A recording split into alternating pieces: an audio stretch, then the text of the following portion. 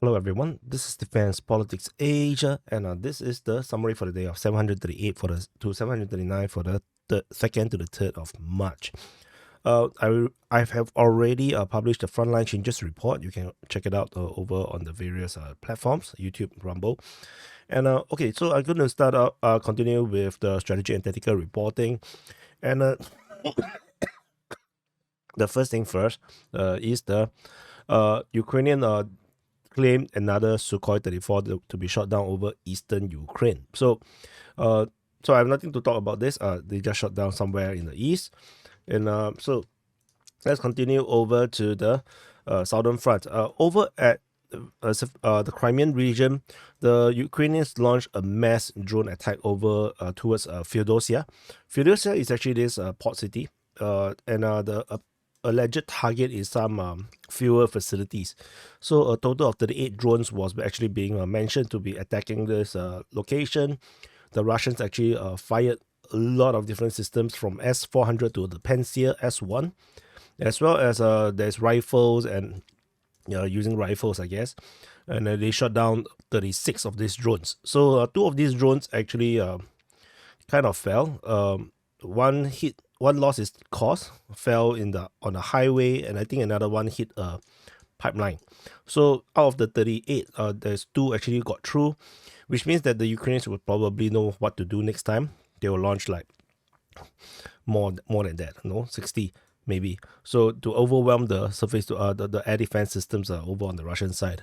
Over at the Kherson front, fighting reported at Krynky. According to the Ukrainian Defense Ministry, this actually double confirms that Krynky is still under Ukrainian control, or at least partially under Ukrainian control. The Russian forces launched an attack into Krynky. Actually, it's over here. So they launched an attack in this direction, but they got fought back, and some of these Russian soldiers died during this operation, and they have to redraw out back into the forest region. This is actually geolocated. This fighting actually is geolocated. So the 38th Marine Brigade is still operating in this area here. So this actually confirms that the Ukrainians are still at Krynky. So this is a double confirmation, and this also makes any claims that Krynky was lost to the Russians, or the Russians have captured Krynky, to be absolutely invalidated. So which is why it's always very important. Like I always say, it's very important to be careful about information. Like a lot of exciting stuff tends to be wrong. Just like the one at the Avdiivka direction, where the 3 towns are still not captured.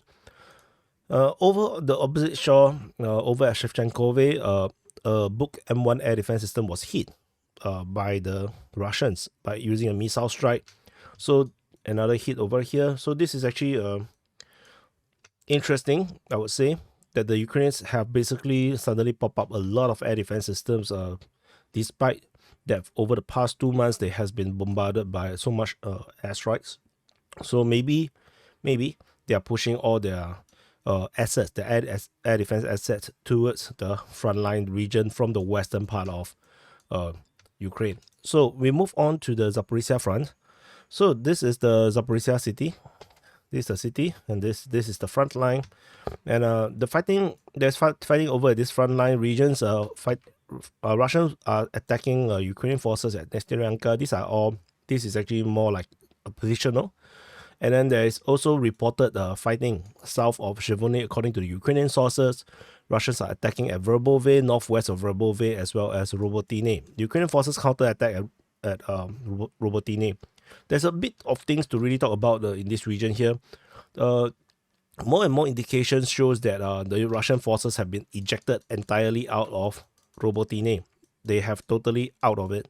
The latest is actually the Ukrainian Defense Ministry mentioning about fighting west of Novoprokopivka.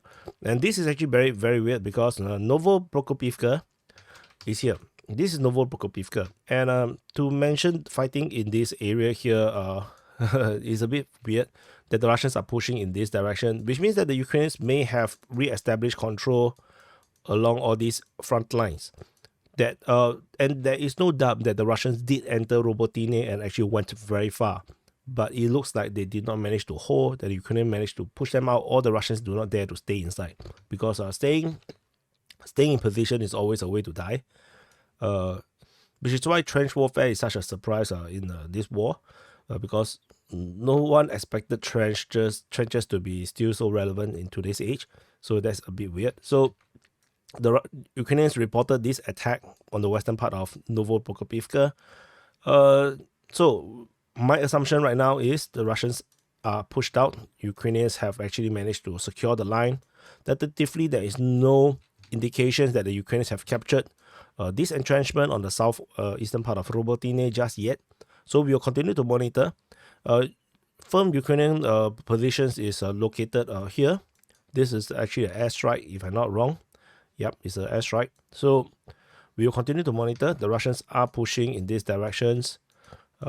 They are trying to push out from Verbove region. So the situation remains to be very dynamic, and the Ukrainians have done a good job superseding my expectation that the entire salient may fall, because the Russians have made such a huge push, and it can mean two different things, but I will talk about it in the conclusions. So that's all from the from this Zaporizhzhia region. There is some shelling reported at Dobropilya, but no, nothing important. We move on into the Donetsk front.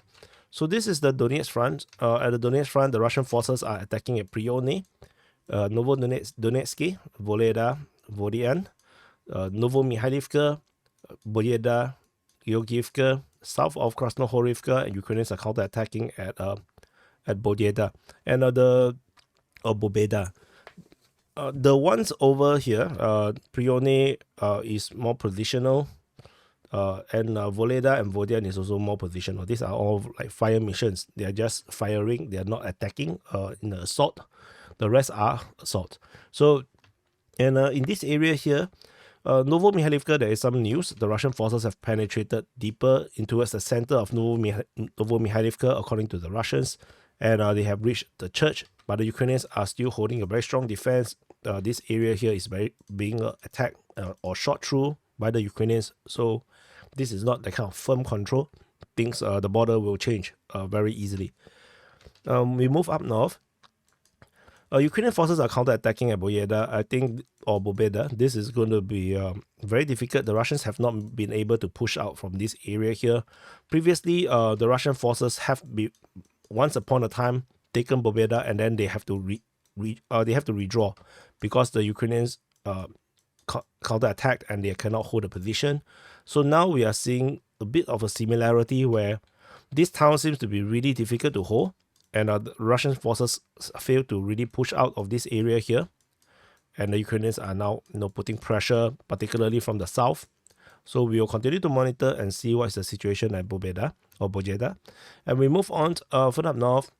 The situation at Krasnohorivka is interesting because the Russian forces have attacked, and the Russian sources continue to claim the Russians are attacking in the south into the city itself. The Ukrainians have not acknowledged this at all. So this is now a parallel universe right now.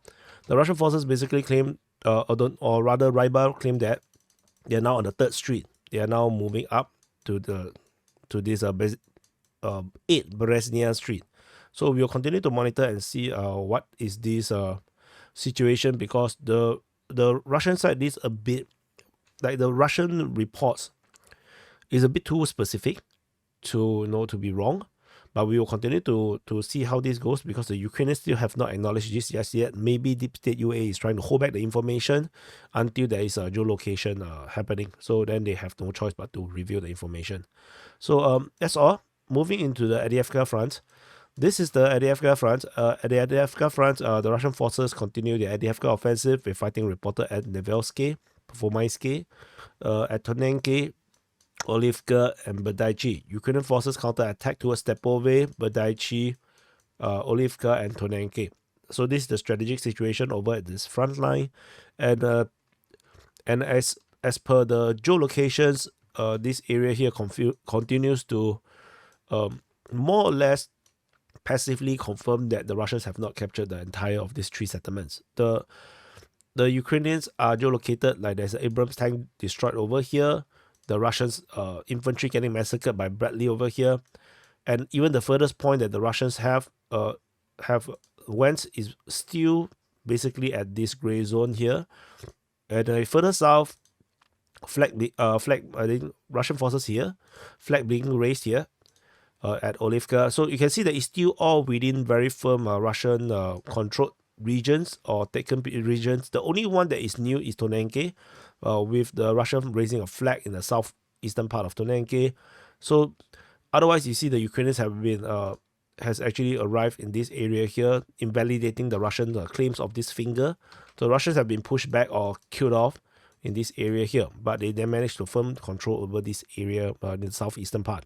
So these three towns is definitely still remains intact, which means that the Ukrainian lines still remains intact as well. So the previous reports that the Russians have captured these three towns, as I did mention, this is only based on Russian reports. This information is totally inaccurate. So if you look at the Ukrainian mapping, this seems to be more accurate. So tentatively, so we will continue to monitor and see how this progress. And I saw a lot of people get triggered. When I say the attack or the Russians offensive operation has screwed up, which is true, based on the video footages that came out, based on the lack of progress on the front line. Like, I mind you, this frontline change is not one day, it's over 2 days.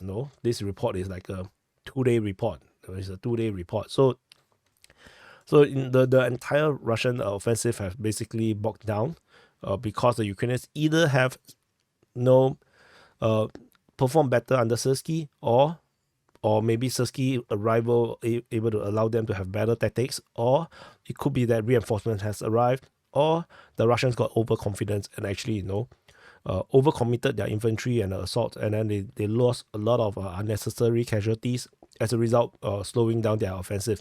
You have to understand, when people die, they need to spend resources to send, or people injured, they have to send resources to bring them to the rear, bring them to the few hospitals and everything. It will slow down offensive, and they will make the commanders on the ground rethink what they are doing. So there is also an airstrike reported at Chertany.